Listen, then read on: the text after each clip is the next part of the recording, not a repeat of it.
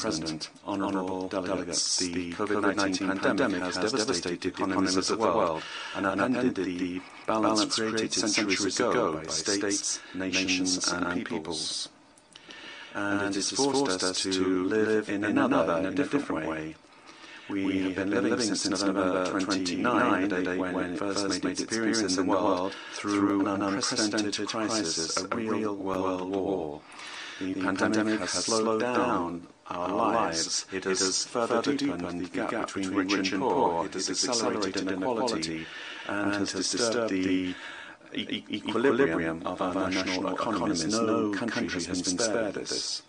The pandemic has also revealed the sheer scale of the technological divide existing between countries and has shown us the importance of the new information and communication technologies and the need to act urgently to reduce this divide.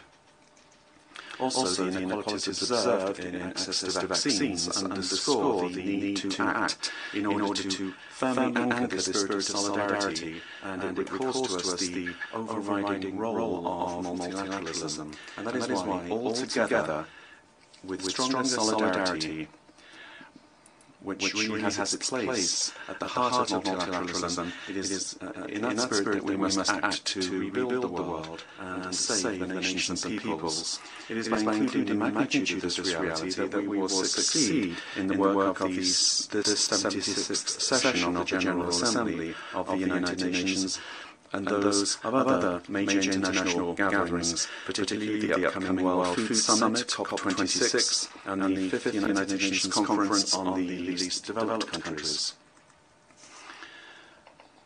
The subject of our meeting touches on the reform of our organisation, which represents the best that we have to offer to the world in our ongoing quest for lasting peace and security. This meeting offers us as well an opportunity to evaluate the performance of our organisation with a view to guaranteeing a better representation of developing countries and particularly of those of the African continent, which, let's be reminded, include both areas of dynamic economic growth but also of conflicts, sometimes bloody conflicts, which delay development and the well-being of our peoples. The community of nations that we represent has the duty to address these problems, because if they're not resolved, they will mean that our organisation loses its credibility, particularly in matters related to the sovereignty and territorial integrity of states. And I reiterate here, on behalf of my government and the Comoran people, the overriding need for a rapid, just and fair solution to the issue of Palestine, a solution that will establish the right of the Palestinian people to have a sovereign state with East Jerusalem as its capital, living in harmony and in complete security and harmony with the State of Israel. And I understand the position of some brotherly nations in the Arab world who have renewed their relations with the State of Israel. It is up to the State of Israel to understand the import of these bold initiatives and to take account of them in everyone's interest. Moreover, and with a view to a lasting solution for the Moroccan Sahara, which is of great concern to my government, I would like to express here my encouragement for the efforts undertaken by the Kingdom of Morocco, and we hope that they will lead to a solution which will make it possible for this brotherly nation to recover its autonomy and territorial integrity over this northern province. My government welcomes any initiative which will contribute to ensuring peace in the region and strongly encourages dialogue between the two brotherly nations, namely the Kingdom of Morocco and the People's Democratic Republic of Algeria. And along the same lines with regard to sovereignty, the Union of the Comoros repeats its position for the need for the People's Republic of China to recover control over the Chinese province of Taiwan. With regard to the territorial dispute between France and the Comoros relating to the Comorian island of Mayotte, in recent years we have seen a willingness on the part of both parties, the Comoros and France, to build on what has been achieved in our common history, whilst maintaining a frank and constructive dialogue with a view to arriving peacefully at a lasting and respectful solution, one that respects international law and which is in the interests of both parties. The areas of tension which endanger peace in various parts of the world have become fertile ground for the outbreak of international terrorism. In the Sahel, for example, and more recently in Southern Africa and in the Indian Ocean area, we must not remain indifferent to these situations. The situation in Afghanistan is also of concern, and I would like to express the support of my country to the Afghan people in this crucial phase of their history. The recent unconstitutional changes that have taken place in a number of countries in Africa and throughout the world recall to us the overall necessity of thinking about innovative and lasting solutions which look beyond short-term geopolitical stakes. In order to build peace, security and stability in the world, we therefore need to have a strong consensus, and stress should be placed at all times on preventing conflicts, whilst at the same time supporting efforts to resolve crises as they emerge. Mr. President, honourable delegates, the principles and values of the United Nations today are centred on the Sustainable Development Goals, which each country has made its priority. They are an ideal platform for establishing our collective commitment, and on which we can rely as we carry out our action in favour of development. And in this process, as was shown in the voluntary national report of my country, which we presented in 2020 to the high-level political forum, the Union of the Comoros is engaged on a path that will enable us to achieve the Sustainable Development Goals in all areas. The Emerging Comoros Plan 2030 is the national reference framework for this. Moreover, I would recall that at the time when we begin this meeting, according to research into these matters, entire regions are due to disappear, whereas others will be subject to an intensification of climate phenomena such as floods, intense droughts, fires, the erosion of coastline, or the acidification of the oceans. Consequences of the disastrous effects of the degradation of our environment. Although these phenomena do not spare any country or any region, we must stress that it is the small island developing states, the Comoros is part of this group, that is the most concerned, and which requires greater attention on the part of the leaders that we represent here. Indeed, these states, as well as many others, are also facing other dangerous phenomena such as maritime piracy, human trafficking at sea, drug trafficking, illegal fishing, and the plundering of the sea's resources. My government joins all national and global initiatives to fight these barbaric acts mercilessly because they are a major threat to the security of our respective populations. And this is why I plan to reorient the strategy of our diplomacy in order to include the dimension of security in our geostrategic actions, particularly in the Mozambique Channel area and the southwest region of the Indian Ocean. This new vision requires the support of neighbouring countries and our partners in development, and has become the basis for any thinking about the future in this part of the world, so that there can be a sustainable and blue managed economy. This represents immense and vital potential. Nationally, I'm convinced of the need for political stability. This is the guarantee for socio-economic development. And my government works tirelessly towards this goal. Political stability, national cohesion are something very cherished by my country because they govern all initiatives. Salvation resides in a peaceful society that is held together and is inclusive of all the layers that make up the society.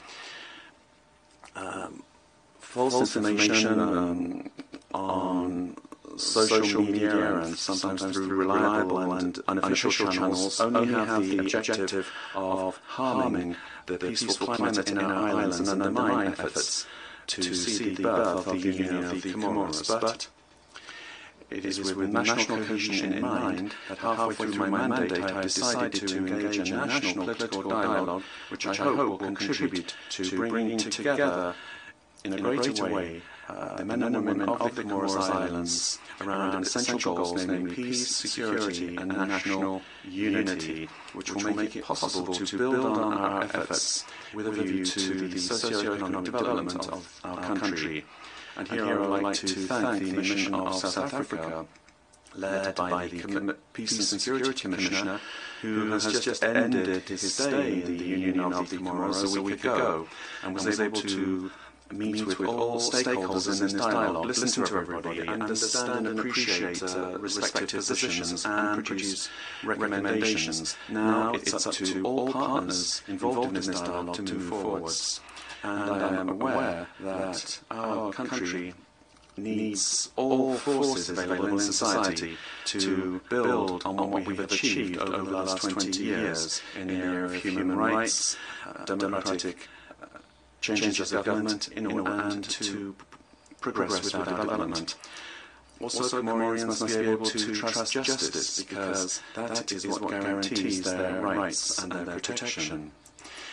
The judicial services must be what defends the weakest and protect them with regard to their rights in the face of rising violence, particularly against women, children and all vulnerable parts of society. These acts must be severely repressed, and that is why my government has established the Superior Magistrate Council, made up of judges with a lot of experience in this area, and they have adopted a revision of the Penal Code to include provisions aimed at improving and giving the country an adequate political and legal framework. Mr. President, on the social front, as everywhere else, COVID-19 has obliged us to give it priority. The Comoros has seen two waves, and the second showed itself to be more virulent. Nevertheless, the situation was managed. We avoided the worst, thanks to the measures taken by the authorities, and supported in this by all of our partners, by and multilateral partners, communities and civil society. We'd like to thank all of them here from the bottom of our hearts. We have to say today that the Comoros is now in the green category, and that is because we have observed vigilance, particularly being an insular country, in order to avoid a new spread of this disease. To date, the second step of vaccination is terminated, and the third cohort of vaccination will soon begin, which will make it possible to achieve our goal of 80% of the target population vaccinated by the end of 2022. And considerable efforts are also being deployed by my government to assist the population on a daily basis, particularly to shelter them from the world food crisis, which we have seen as one of the consequences of the health situation brought about by COVID-19, Mr. President. The action of all partners to development of the Comoros is to be welcomed. With the United Nations system, the new framework plan for sustainable development that has just been signed for the next 5 years fully incorporates the priorities in the Comoros emerging Comoros plan. All efforts combined together, and with our bi- and multilateral partners, we must converge towards a major goal, which is the emergence of the country between now and 2030.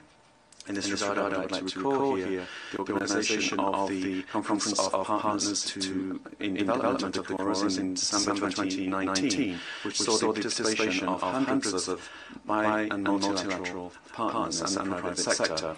After that conference, France was kind enough to host. We were able to mobilise partners who showed their interest to assist in this plan, which today is the reference framework par excellence for development in our country. The strong presence of partners of the Comoros, as well as the importance of the announcements made, are witness to the success of this historic meeting. Also, remember the close cooperation with countries with which we share a common destiny in the southwest of the Indian Ocean, and with whom we plan to implement common projects to strengthen significantly our links of good neighbourliness and cooperation for the well-being of our respective peoples.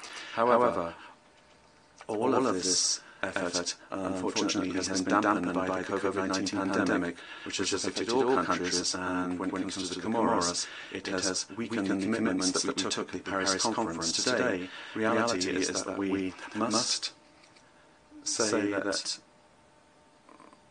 we simply have to learn to live with this virus. Therefore, we have to find a way to advance on these projects that we previously agreed. And from this rostrum, I would like to launch a friendly and brotherly call to all of our partners that together we find the ways and means to move forward with the Paris commitments to fund the various projects that we have established for the Emerging Comoros Plan.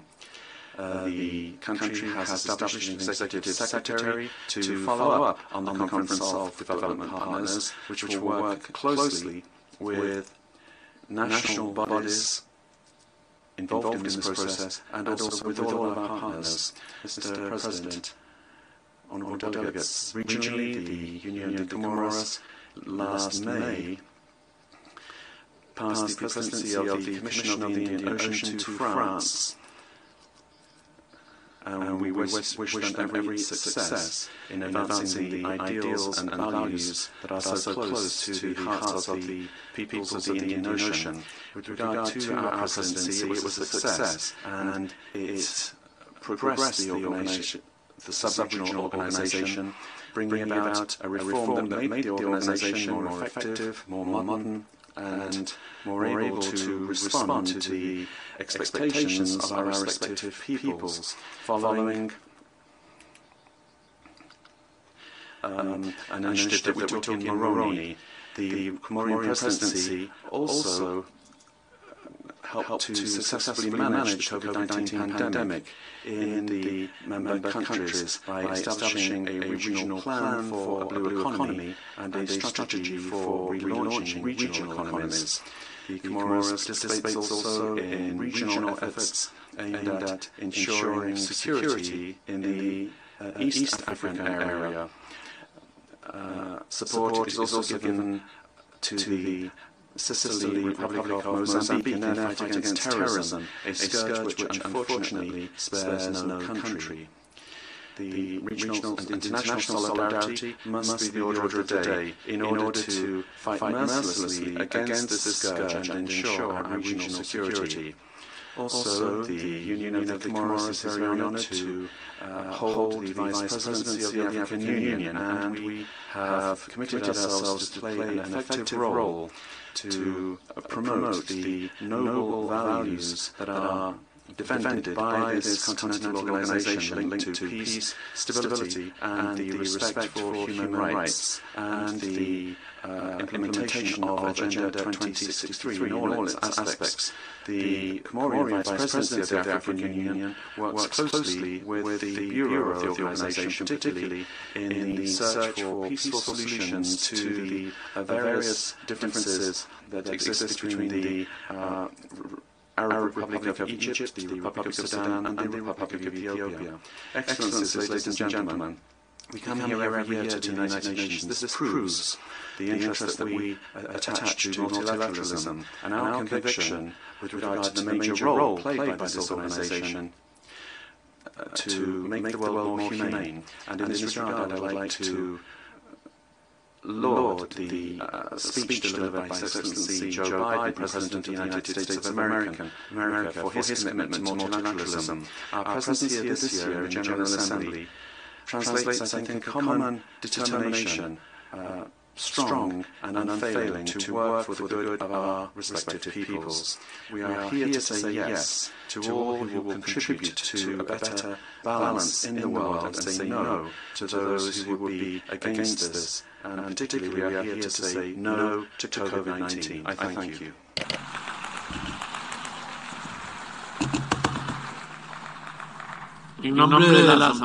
On behalf of the General Assembly, I would like to thank His Excellency Mr. Azali Assoumani, President of the Union of the Comoros, for the statement delivered, and I request protocol to accompany His Excellency.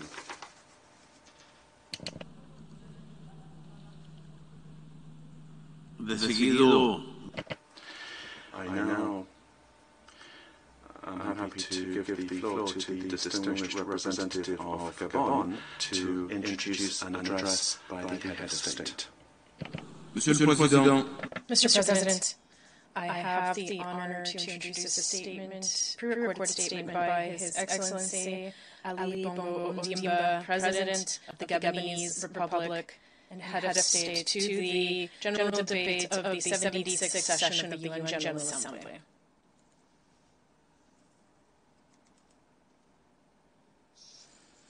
Mr. President, Your Majesties, heads of state and government, ministers and heads of delegation, ladies and gentlemen. Mr. President, at the start of my remarks, I would like to extend my warm congratulations to you on your outstanding election to the presidency of this 76th session of the General Assembly. I am delighted by the hope aroused by your vision, as well as your perfect knowledge of international affairs. I would also like to extend my congratulations to your predecessor, Mr. Volkan Bozkır, for the remarkable work accomplished in a particularly difficult context. To you, Mr. Secretary General, I reiterate my warm congratulations on your re-election and my full support for your dynamic action throughout your first mandate, as well as my confidence in your future action to find lasting solutions to the many threats and challenges facing our organization. Mr. President, the proposed theme for this session's general debate, Building Resilience Through Hope to Recover from COVID-19, Rebuild Sustainably, Meet the Needs of the Planet, Respect the Rights of People, and Revitalize the United Nations, gives me an opportunity to share our thoughts on the major challenges of today. As you are aware, the unprecedented health crisis generated by the COVID-19 pandemic, which remains significant, has completely disrupted our societies, our economies, and our coexistence. The development of several vaccines through international collaboration and the ongoing vaccination campaigns in many countries are a beacon of hope for humanity. Vaccination is the only truly effective way to stop the spread of the virus. Mr. President, combining all of our efforts to end the coronavirus pandemic is, in my view, an opportunity to overcome other major crises facing humanity. Indeed, COVID-19 has revealed the weaknesses and vulnerabilities of our economies, as well as those of our health systems, forcing us now to think differently about our development models so as to make them more resilient. Some developed countries already intend to relocate all or part of their strategic productive systems in order to reduce their external dependence. Africa should also be part of this paradigm shift in order to put an end to the crises that hinder its development. This will also require an ability to build basic infrastructure capable of guaranteeing the safety of populations as well as zero tolerance towards corruption and efficient management of public resources.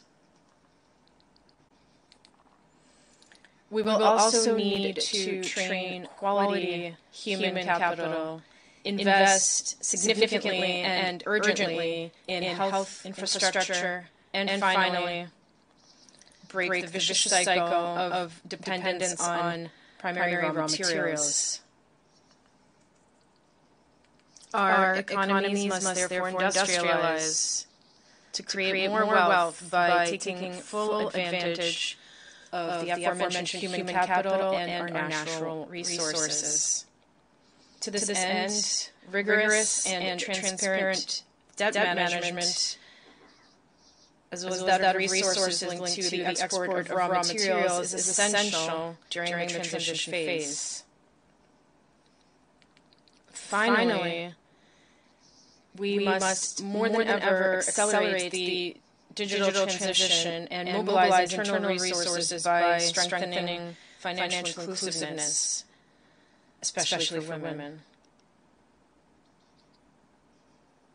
Overall, we need to draw lessons from this pandemic and rebuild our societies in a more sustainable, just, and inclusive manner. I once again call on the leaders of the world to exercise greater multilateralism in order to together build a world economy that takes into account the aspirations of the people who would like to see a more equitable sharing of vaccines and fruits of technological progress.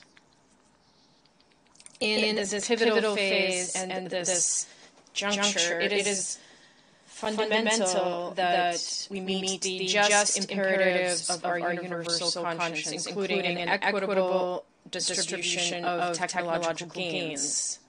Otherwise, we risk seeing the cementing of an international order that is a source of human fragility, mistrust between nations, and global insecurity. Mr. President, another issue that calls for solidarity, and one that must be addressed as a priority, is the climate security of our planet. The 26th Conference of the State Parties to the United Nations Framework Convention on Climate Change, to be held in Glasgow, Scotland this November, should therefore be an unprecedented moment of action. To recall, its objective is to have greenhouse gas emissions and preserve biodiversity, while promoting investments in green infrastructure in developing countries in order to stimulate and decarbonize their economies. Indeed, the impacts of climate change, including rising sea levels, earthquakes, recurrent forest fires, and others put our societies and communities under great pressure and compel us to act urgently and collectively. These phenomena interplay with the socioeconomic and political issues in our countries, highlighting risks such as political and economic instability, food insecurity, and large-scale migration, among others. States and communities must now adapt in order to face the challenges of climate change. In addition, without prejudice to mitigation, the international political agenda requires a significant increase in resources dedicated to adaptation to climate change. I remain convinced that no single government can tackle adapting to climate change on its own. International cooperation is therefore essential, in my opinion, to support local action, both as a means of strengthening international security and achieving sustainable development goals. Mr. President, the link between climate change and insecurity thus appears to be fairly obvious, as far as I'm concerned. As you are aware, Gabon has always been committed to peace and climate security. This commitment will remain unwavering throughout my country's mandate as a non-permanent member of the United Nations Security Council for the period 2022-2023. While rejoicing in the confidence of the international community, I would like to reiterate my firm willingness to work hard on the process of silencing guns everywhere and to resolutely place our action in the context of a permanent search for a global consensus promoting the security, dignity, and prosperity of the peoples of the world. Gabon will seize every opportunity to call for an advent of a more just international order marked by a reform of the UN Security Council, which includes both equitable representation within the Council and an improvement of its working methods, in line with the African Common Position expressed by the Azulini Consensus and the Sierra Declaration. Along with greater international solidarity and the expected reform of the Security Council, the revitalization of the work of the General Assembly and of ECOSOC must also be carried out in order to breathe new momentum into our organization. These reforms are essential as they are able to significantly impact the achievement of several sustainable development goals by 2030, including responding to the legitimate aspirations of the African peoples contained in Agenda 2063. Mr. President,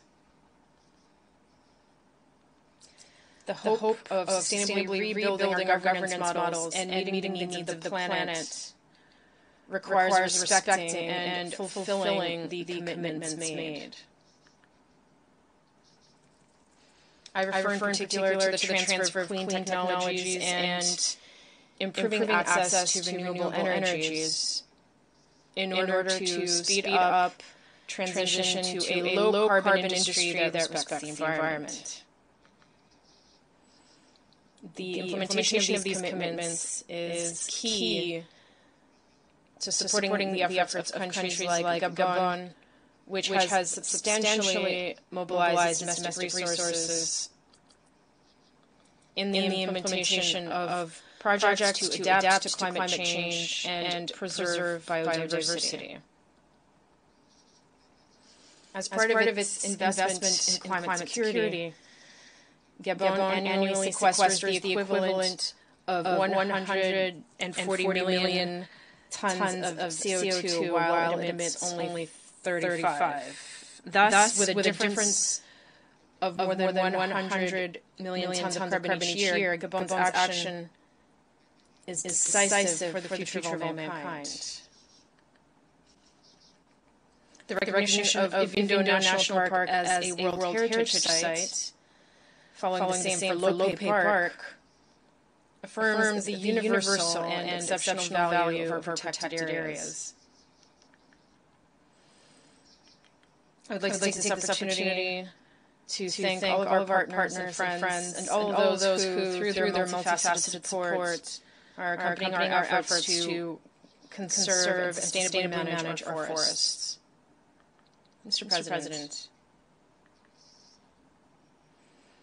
like many oil-producing countries, Gabon has been hit hard by the impact of the drastic drop in commodity prices. This situation has led to a slowdown in our economic activity. In this context, I instructed the government to set up a transformation acceleration plan. This program aims to revive our economy by accelerating the transition to a post-oil paradigm and emphasizing new engines of growth whose potential could be increased. These include the mining, forestry, and agricultural sectors. In addition, Gabon is strengthening its energy capacity through the upcoming completion of new solar and hydroelectric power plants in order to give new impetus to its industrialization process. Beyond infrastructure development, the intended effect of the implementation of this recovery plan is to ensure fiscal adjustment and promote the private sector as levers for diversification and transformation of our national economy. In the education sector, the government is continuing to mobilize significant resources in order to optimize the education system and bring it into alignment with the demands and the real needs of the labor market. Mr. President, inclusion is another major concern in the policies of my country. This is the thrust of the equal opportunity policy that I have promoted in favor of more equitable development, with particular focus on the empowerment of women and young people, while ensuring that no one be left behind. Regarding the issue of parity, Gabon is one of the countries in Africa where women are the most present and represented in public life. The Prime Minister, President of the Senate, President of the Constitutional Court, Mayor of Libreville, governors, among others. All of these positions, among the most prestigious in the Republic, are held in my country by women, in whom I reiterate my full confidence. It is my first firm conviction that in a globalized and competitive world, gender parity is a matter of social justice, equality, equity, and efficiency. Indeed, a country must be able to identify its talents and its skills, to leverage them, and to promote them without any gender distinction. Mr. President, development cannot be sustainable without peace and stability. Yet, unfortunately, peace continues to be threatened in many parts of the world. The price of instability caused by terrorism or armed groups is particularly heavy for many African countries, which are forced to devote substantial resources to these phenomena that are sustained, among other things, by the illicit trade in small arms and light weapons and wildlife trafficking. A comprehensive united approach appears essential to me in this fight that we wage against these sources of instability and fragility in a number of regions of Africa. We must realize that any threat against one nation constitutes a threat against all. Mr. President, Gabon remains resolutely engaged with the United Nations, as it has always been, in the promotion of stability and peace on the continental level in Central Africa and particularly in the Central African Republic. Security sector reform should be supported in the Central African Republic in order to enable the country to equip itself with national defense and security forces with appropriate human, material, and logistical resources. The goal is to allow for the force's strategic deployment throughout the entire territory of the country in order to restore state authority, ensure the security of people and property, and promote the returns of displaced IDPs and refugees. All this will inevitably contribute to the gradual disengagement of foreign forces operating in the CAR on the basis of bilateral or multilateral agreements. It is also essential to continue operationalizing national institutions in order to contribute significantly to guaranteeing the non-repetition of serious violations of human rights and international humanitarian law in this country. The efforts of the Central African authorities to strengthen social cohesion and the economic recovery of the country should also be supported in order to consolidate gains and guarantee lasting security.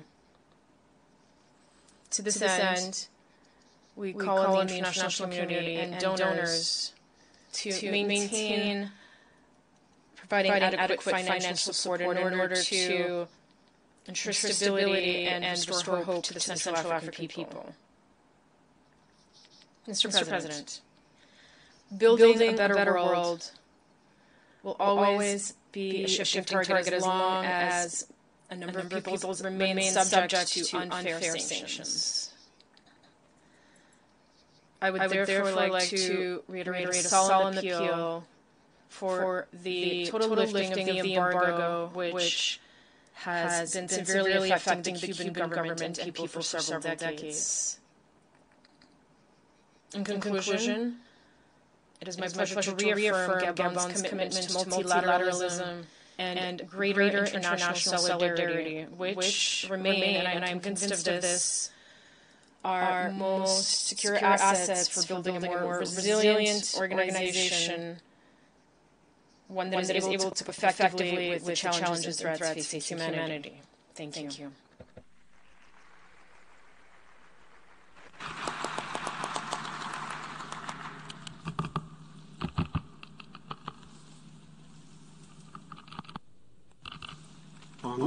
On behalf of the General Assembly, I wish to thank the President of the Gabonese Republic for the statement just made.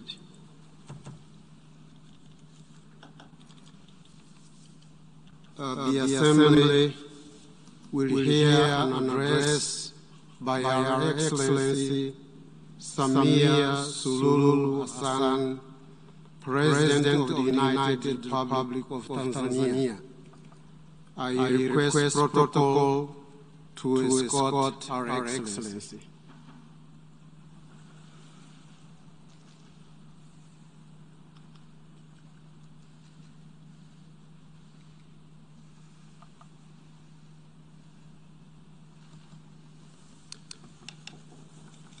On behalf of the General Assembly, I have the honor to welcome to the United Nations Our Excellency Samia Suluhu Hassan, President of the United Republic of Tanzania, and to invite her to address the Assembly.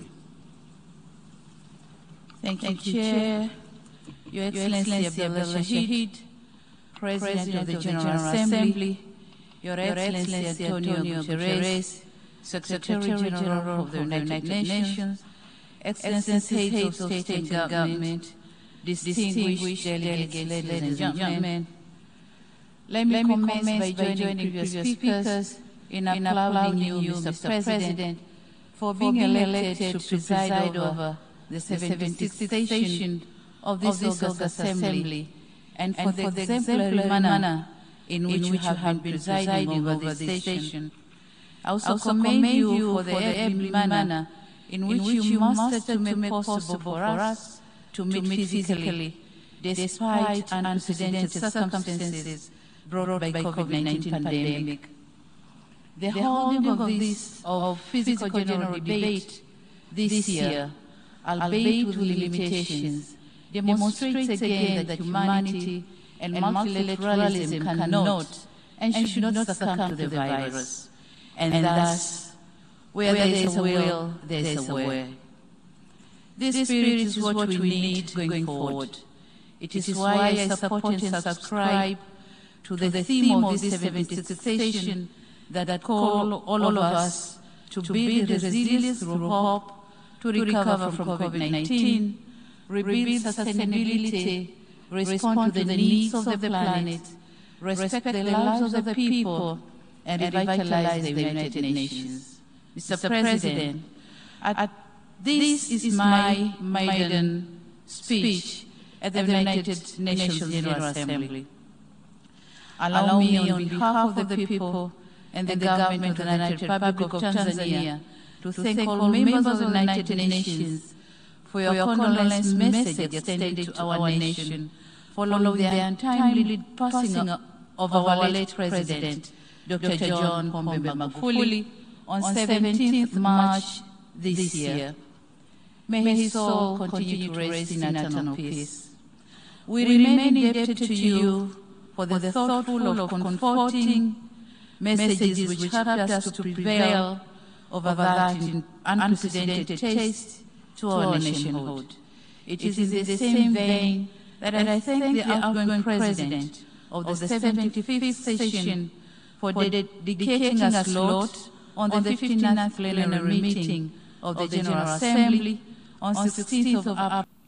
Mr. President, COVID-19 pandemic has reminded us how vulnerable we are as individual countries, regardless of our size, wealth, or geography.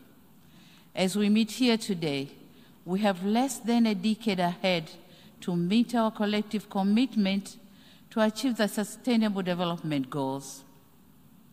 I note with great regret that according to the Sustainable Development Goals report of 2020, right now, the world is not on track to achieve the 2030 agenda, mainly due to adverse impact of COVID-19.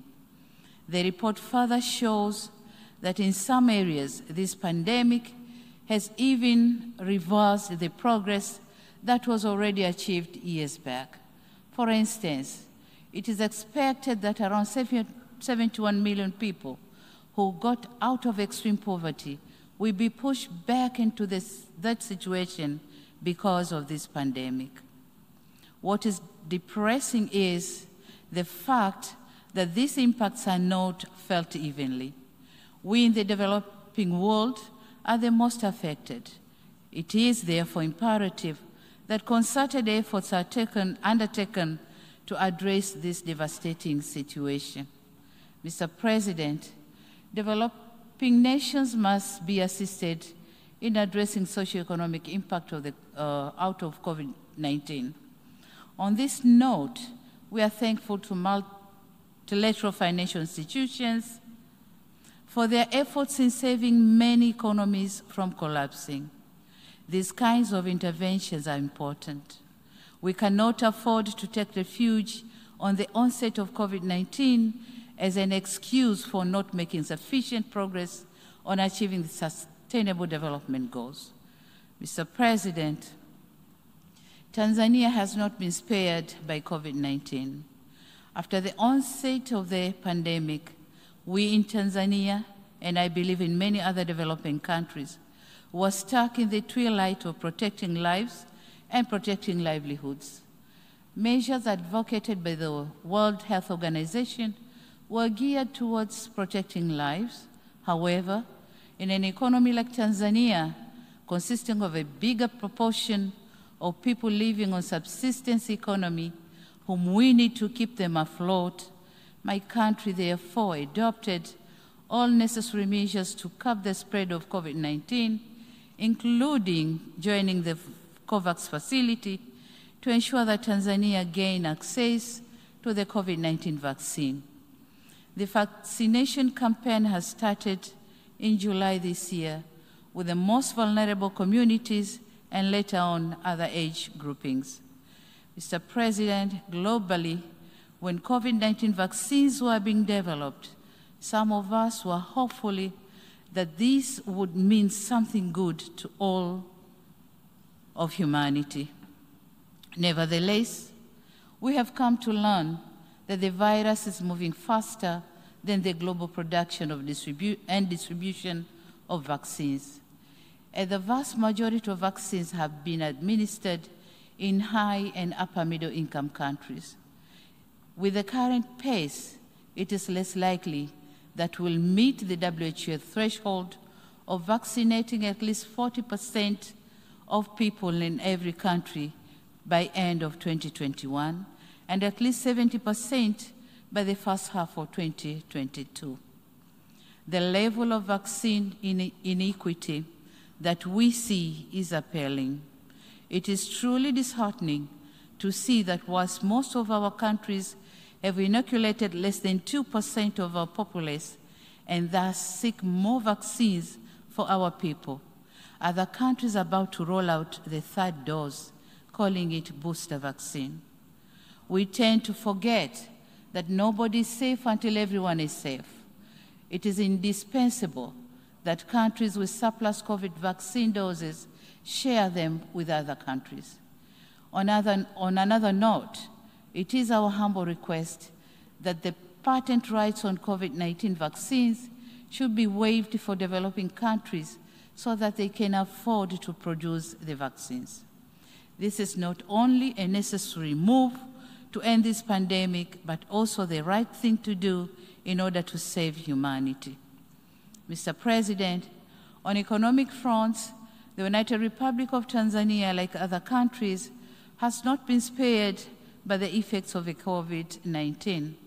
Before the pandemic, our economy was growing at the steady rate of 6.9% compared to the current growth rate estimated at 5.4%. We are now embarking on reviving the tourism sector, which was barely affected because of travel restrictions put in many countries as means to curb the spread of COVID-19. While slowly trying to revive most economic activities suffocated by the pandemic, the government continues to work hard to improve the business environment and attract more investment. Aware of the nexus between economic growth and governance, we managed to maintain peace and political stability with a vibrant democracy and institutionalized good governance practices, upholding rule of law and human rights. Mr. President, I wish to take note of the Secretary General's report on our common agenda, which raises key issues of our common concern, such as gender equality, climate change, and youth development. On gender equality, COVID-19 is threatening to roll back the gains which we have made. As the first female president in the history of my country, the burden of expectation to deliver gender equality is heavier on my shoulders. It is for this reason that I commend the initiative by the UN Women, France and Mexico to organize the Generation Equality Forum that took place in Paris in June this year, whereby my country volunteered to champion for women's economic rights and justice. Aware that being passionate about gender equality is not sufficient, my government is reviewing policy and legal frameworks in order to come up with actionable and measurable plans to ensure economic empowerment of women, but also other aspects pertaining to gender equality and gender parity. We are also working on designing and implementation gender-responsive macroeconomic plans, budget reforms, and stimulus packages with the objective of reducing the number of women and girls living in poverty. Mr. President, the challenges of climate change are really affecting livelihoods, peace and security, and forceful displacement of our people. Tanzania government spends 2 to 3% of GDP to mitigate and build resilience of communities. And this is a lot in a country which is still grappling with poverty coupled with the emergency of the COVID-19 pandemic. The pandemic has compromised our capacity to respond to harmful impact of climate change. Therefore, our actions today determine the future of our planet in terms of climate change. And in this regard, I call for transparent modality for financial disbursement and emphasize that developed countries should fulfill their commitment to contribute $100 billion annually by 2025 so as to facilitate the implementation of the Paris Agreement. Mr. President, in conclusion, I wish to echo my country's commitment in pursuing the principles of multilateralism as enshrined in the Charter of the United Nations.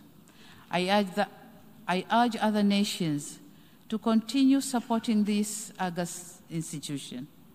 The onset of COVID-19 has given to all of us a lesson that we are deeply intertwined and that unilateralism will not get us anywhere when it comes to challenges that transcends our national boundaries. A wise person once said, and I quote, "Alone, one will go faster, but together we'll go far. Multilateralism must always prevail." Mr. Chairman, I thank you, and I thank you all for your kind attention. Thank you very much.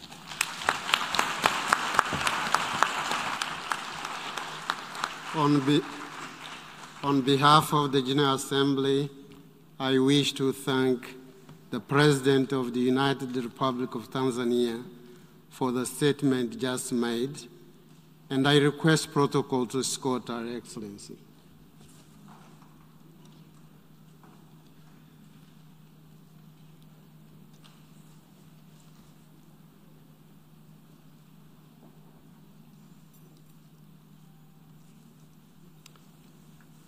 I now give the floor to the distinguished representative of Liberia to introduce an address by the head of state. Mr. President, Excellencies, distinguished delegates, it is my distinct honor and pleasure to introduce the pre-recorded statement of His Excellency Dr. George Manawia, President of the Republic of Liberia. I thank you.